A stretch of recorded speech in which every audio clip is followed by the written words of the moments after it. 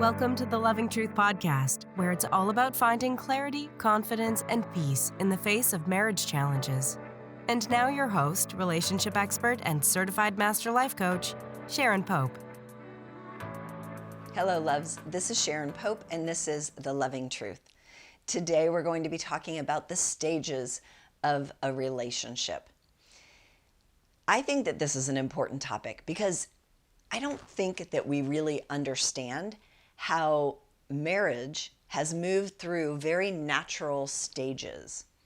So life is going to cause each of us inside the couple to change as we move through these different stages. And as we do, and as we change and evolve as individuals, the marriage also needs to be able to evolve.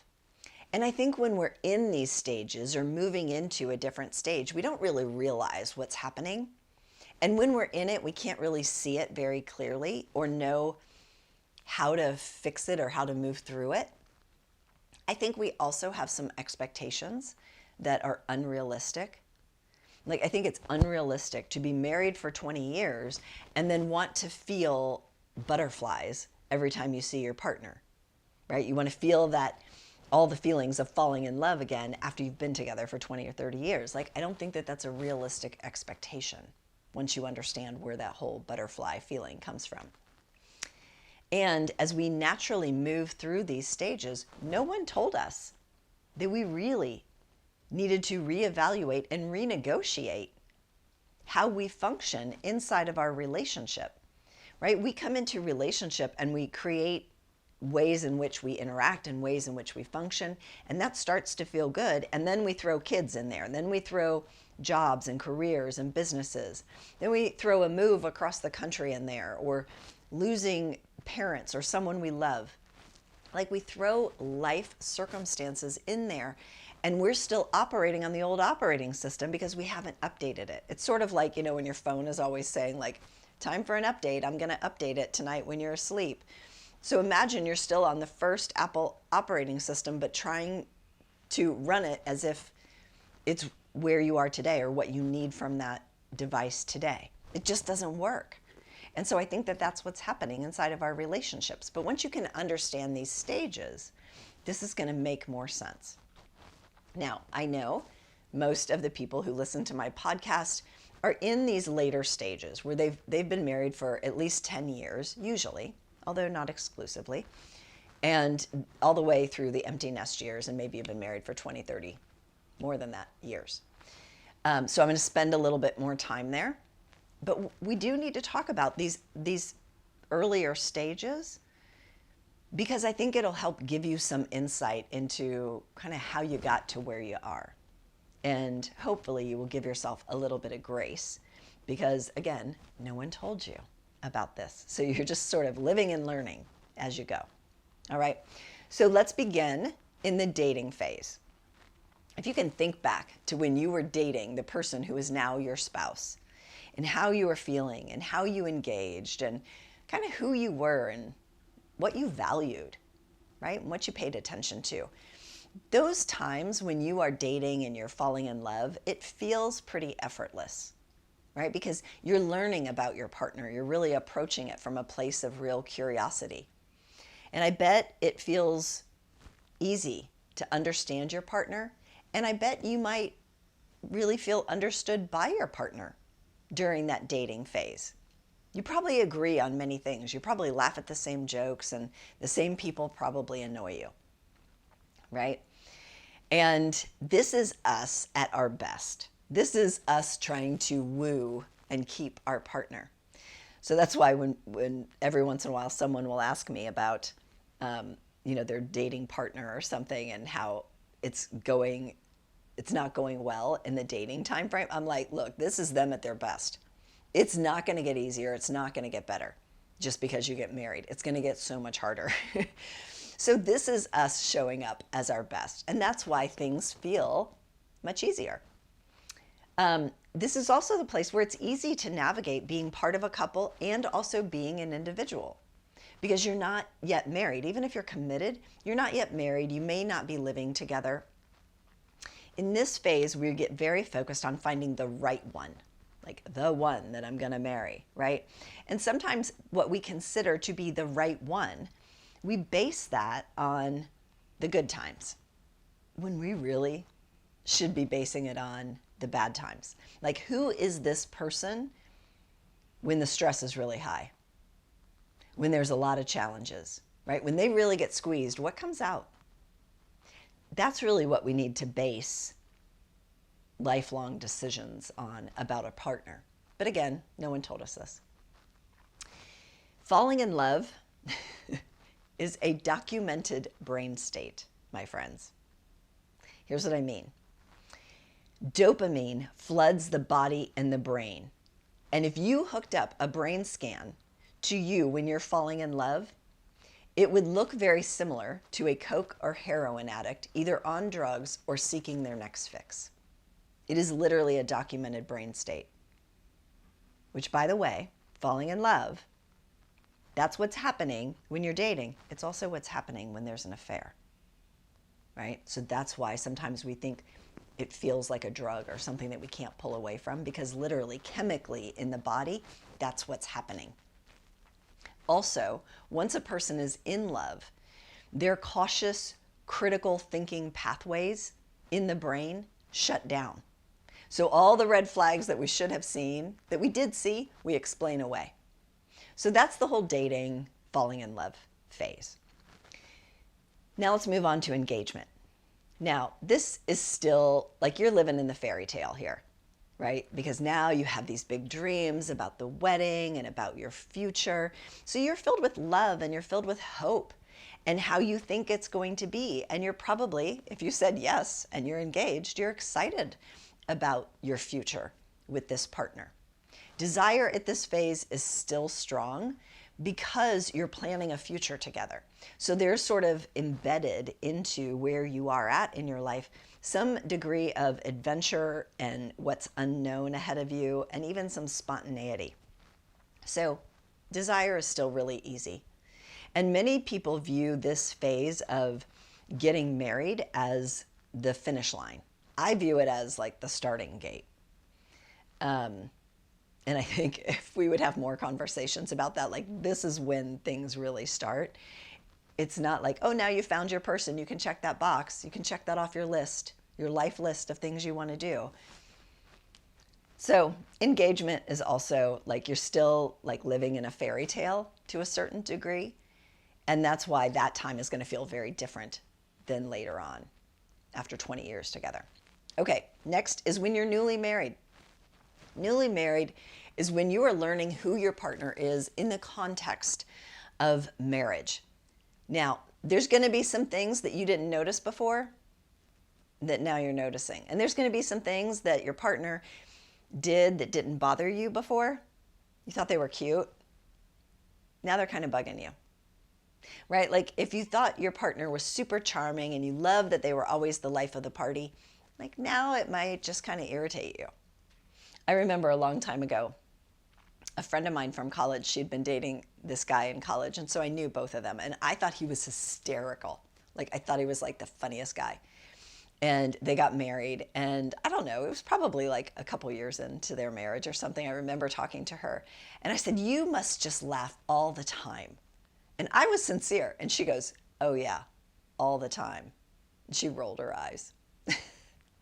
And that's because the things that sort of endeared us, this is where it starts to not be quite as endearing because it doesn't align with our expectations that we don't even know we have, much less be able to communicate that. So sex is still going to feel pretty natural at this newly married phase. And we assume that it's going to be that way forever, and inevitably it isn't. I think you're going to stub your toe a little bit as you're learning to dance with one another, but you know that this is all new, and so you both give yourself some grace as you're trying to find your way through being newly married. So this is where obviously you need to spend time together, where you create rituals together, like maybe it's a weekly date night, or it's how you do birthdays or your anniversary, like some kind of ritualistic thing that sort of bonds the two of you together. you might create things together. You might cook together. You might build a home together. Like the act of creation can also bond you together. You'll realize how important communication is and how important compromise is. This is where you're going to get your real first taste of it. And this is the perfect time to get equipped with some real tools, is when you're newly married. But when you're newly married, there's no real big problems, so you're not seeking answers to problems you don't have. So most people aren't out there seeking tools, right? Someone who's been married a year or two probably has not found their way to my work yet. But one day they will. All right, next comes what I call inner rhythm. And so this is, call it 2 to 3 years into your marriage, where you two have learned how to operate and how to function together as a couple. This is the first time you're going to have to navigate being part of a couple and being an individual. It's harder to then maintain your individuality once you become part of a couple, because now you can't just like make an impromptu decision to go have dinner with people after work without at least notifying your partner. Like, you now live in combination with another person, so you need to consider their perspective on your plans. So this inner rhythm, you're going to start to feel a little bit in flow in terms of your life. And there's going to be hiccups, of course, but usually the hiccups don't last. But this is really the point where when you're 2 to 3 years in, the giddy romance, the butterflies, all that, it does start to calm down a little bit. The chemical, hormonal cocktail in your body is not so much dopamine. And you sort of settle into a more calm, relaxed, comfortable place with your partner. And at that point, most of us don't think that that's a bad thing. We think that that's a natural thing that happens. Then we're like, let's have kids. So then we bring children into the relationship. And this is the first major change, major and lasting change for the marriage itself. So my dear niece, who has 3 children, when her children are young, she called it the fever dream. And I think that there's no better way to describe what is happening during that time. Is like, you're still moving and you're still operating through your life, but some of it you just don't remember the details of because you're not sleeping a lot. You're stressed, you're distracted, you're worried. Like being a new mother, particularly motherhood. So motherhood literally alters the human brain structurally, functionally, and in many ways irreversibly. That's from the book, The Female Brain by Louanne Brizendine. This is going to be the most challenging time that you two have as a couple sexually, because women will have less interest in sex, not just from a physical perspective, but also because the positive feelings that she used to get from intercourse and orgasm, she is now getting just by taking care of her babies.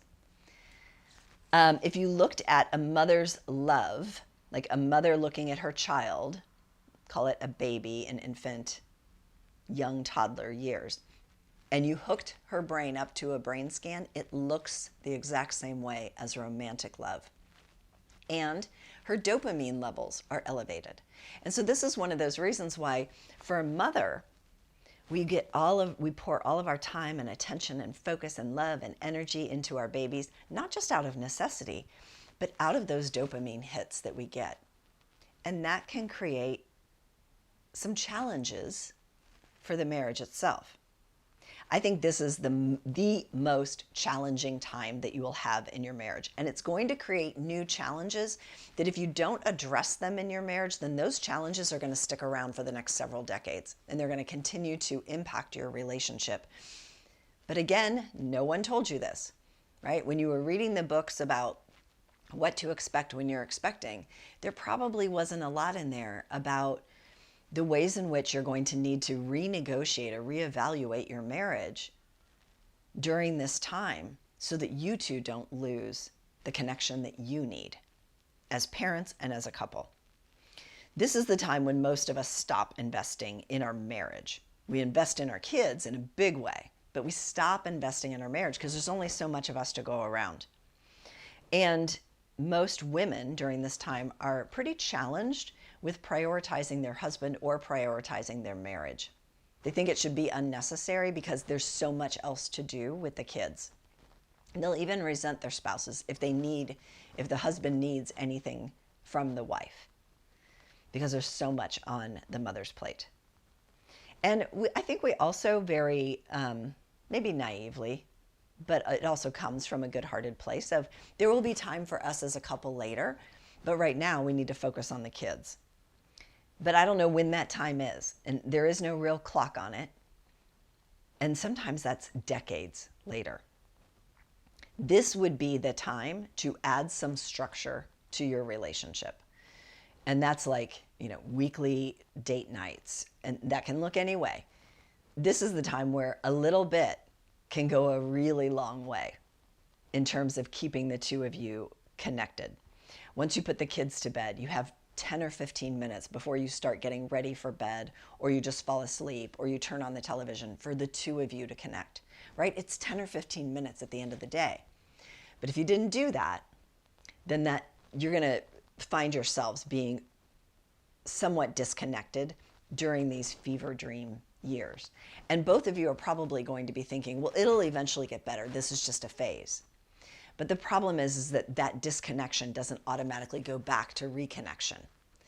That has to happen with some intentionality. So this is often when we grow apart. We feel like neither of us are really getting our needs met inside the relationship. And because we're not getting our needs met, we start to feel some resentment towards our partner, and then those resentments start to mount. So this is a time that you got to get clear on your roles. Like, you got to write down, here's all the things that have to be done, and here's who's responsible for doing those things. And my friends, you got to make it someone's job to tend to the marriage.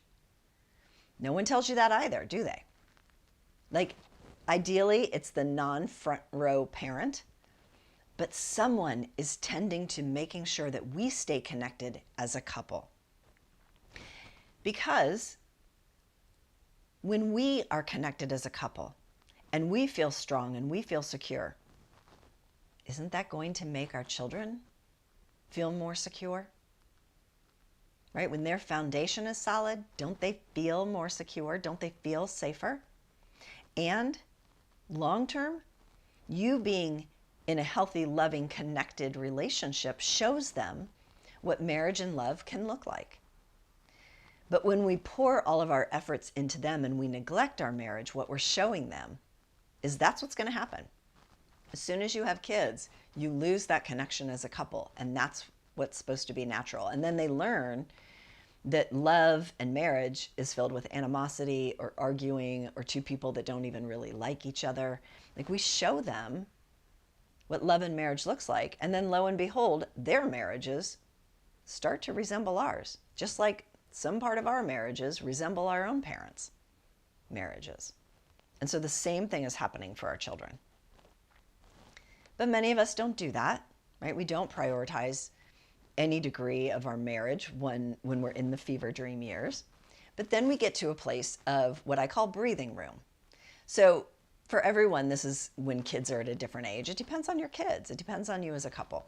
But let's say that your kids are 7 or 8, right? Now it's not any longer about, we need to make sure that we keep them alive. Now they're starting to become a little bit more self-sufficient. Certainly by 10, 12, 14, they're becoming more and more sufficient. But this whole phase becomes what I call the breathing room phase, where it's not as much intense focus on the kids, or at least not as much is required in terms of intense focus, but certainly it's still an enormous part of your life.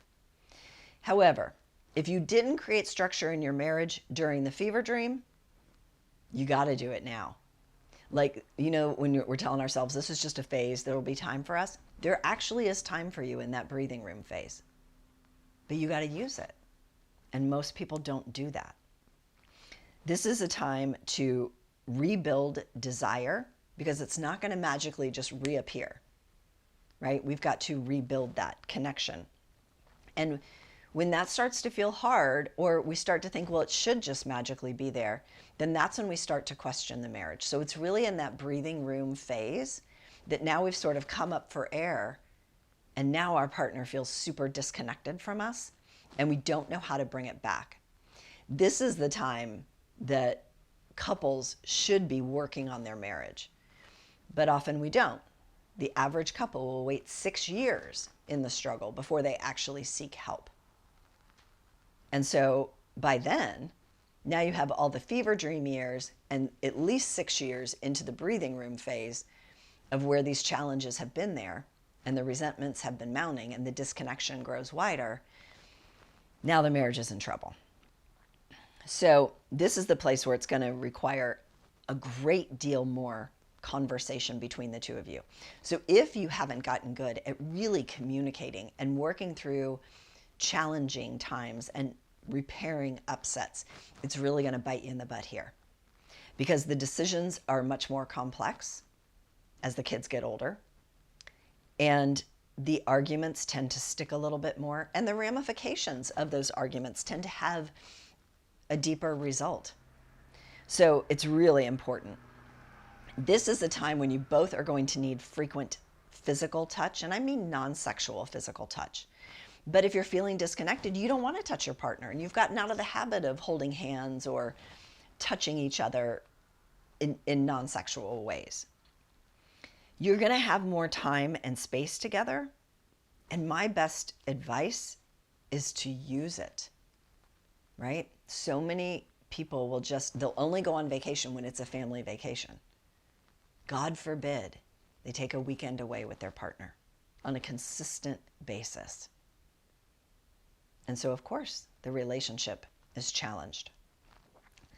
You got to keep date nights. You got to have something that feels adventurous or spontaneous. Like, it can't just be the same thing day to day. One or both of you is going to become very, very bored when we take fun and adventure out of the equation. And I think we get so busy that we're like, who has time for fun? When fun is an important part of staying connected as a couple. And if you don't turn back towards each other during this breathing room phase, the marriage will be vulnerable to an affair. This is when it happens. Okay? So your marriage is a living, breathing thing. You are either moving closer together or you are moving further and further apart. And so the more that we don't take care of the marriage, it just becomes a heavier lift. The longer we wait, the heavier this becomes. And so this is certainly a time to renegotiate and to create new shared goals, a new vision together for your marriage, and at least one common interest that the two of you can do together to try to reestablish that connection. That can be going for bike rides. It can be walking the dog. It can be cooking together. It can be, but there needs to be at least one thing that you do together, because if you haven't taken care of the marriage during these other phases, then what's going to happen during the breathing room phase is that you two are going to start operating more and more independently, where you live under the same roof and you sort of function really well as roommates or co-parents, but you do not function well as a couple, right? And the ways in which you spend your time starts to look very, very separate from one another. All right, now the last phase is the empty nest years, and I bet you had a vision of what your empty nest years were going to look like. And this probably isn't it, at least not if you've found your way to my work. So the kids are now leaving home. They're still dependent, but maybe not as dependent on you.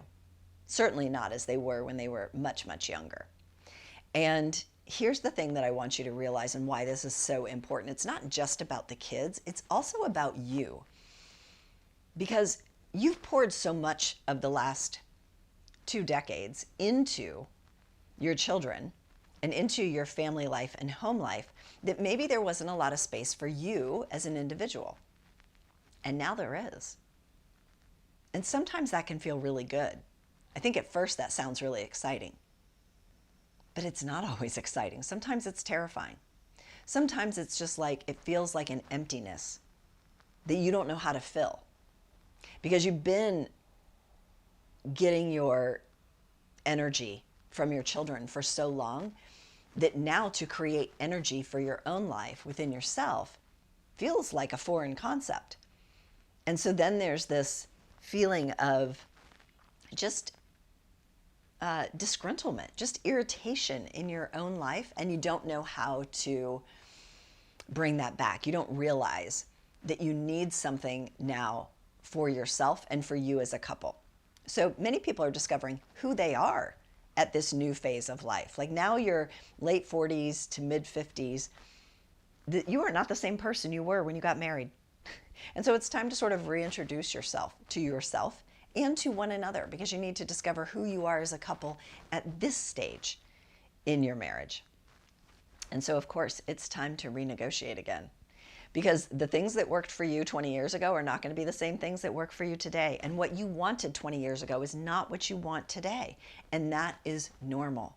But we've got to be able to normalize that and talk about it so that we can renegotiate and create something new that is really healthy and productive for both of us inside the relationship.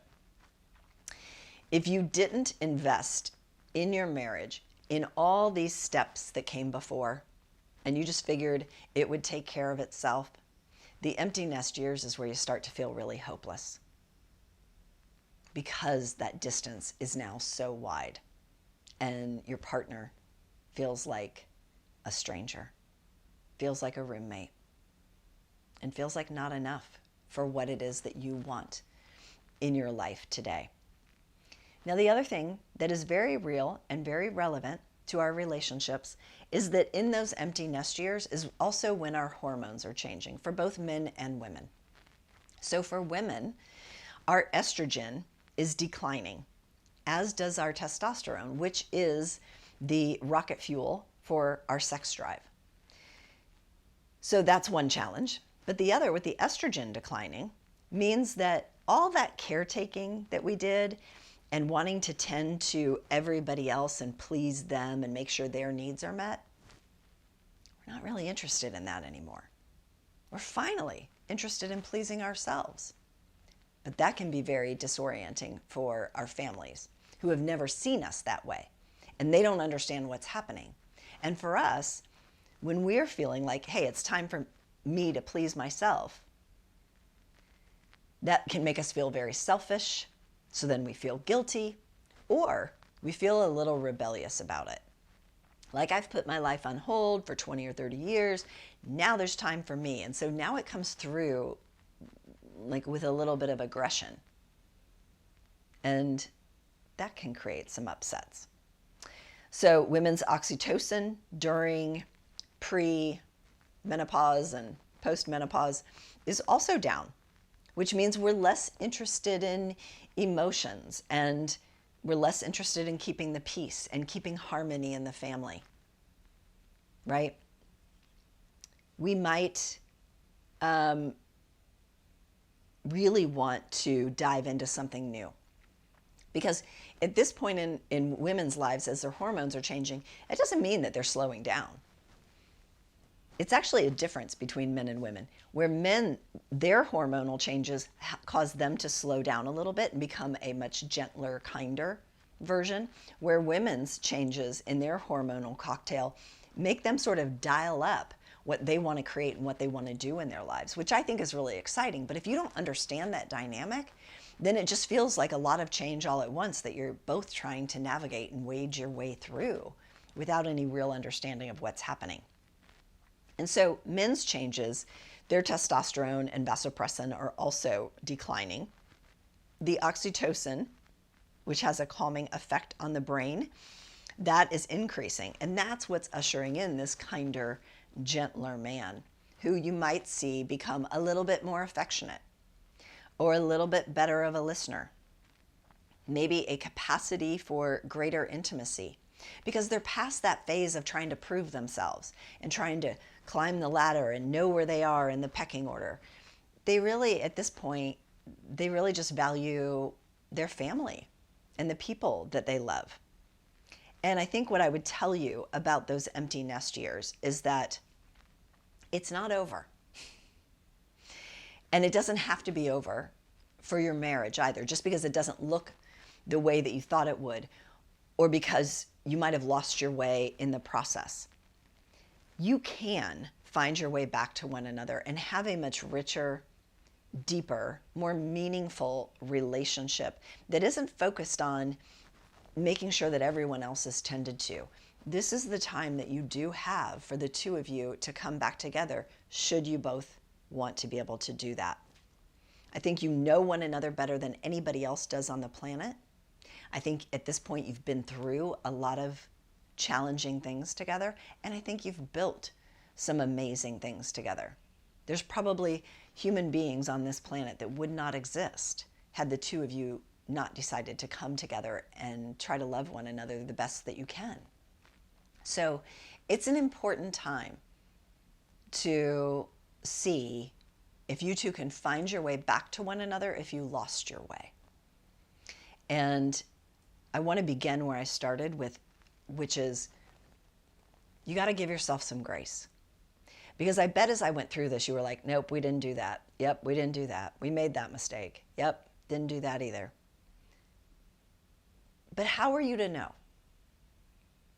How are you to know that this would be the outcome of really struggling in your marriage and maybe ending it after 20 years together? Because you didn't take care of it along the way, doing the things that you needed to do. It's easy to see in hindsight. It's just not as easy to see when you're in it. And because at the beginning, we're not seeking answers to challenges we don't have, we're just doing the best we can. You were doing the best that you could, and so is your partner. And so here we are. And now we get to figure out where we go from here. So regardless of where you are on this continuum, it doesn't get easier if you keep putting it off and waiting to see if the two of you can reconnect. And you know how you know if the two of you can reconnect after feeling disconnected? Is you genuinely try. You get equipped with real tools. You apply those tools consistently. You get equipped, like, you know how we're talking about how you didn't know what you didn't know? Well, now you know. So now what are you going to do with this information? So let's get you equipped with real tools so that then you can apply that to your marriage. So that then you can figure out, can we reconnect? And not go back. This is about going forward. Can we connect as a couple, given who we are today as individuals? Can we evolve this relationship to a new place that feels good for both of us? Or not? And if you do genuinely give it your very best shot, and it cannot evolve beyond where it is, and that doesn't work for you, then my friends, you do have an answer that you can make peace with. But the way that you know is that you genuinely try. Okay, until next time, please take really good care. If you're listening to this podcast because you're struggling to decide whether to stay or go in your marriage, and you're serious about finding that answer, it's time to book a Truth and Clarity session with a member of my team. On the call, we'll discuss where you are in your marriage and explore if there's a fit for you and I to work together so you can make and execute the right decision for you and your marriage. Go to clarityformymarriage.com to fill out an application now. That's clarityformymarriage.com.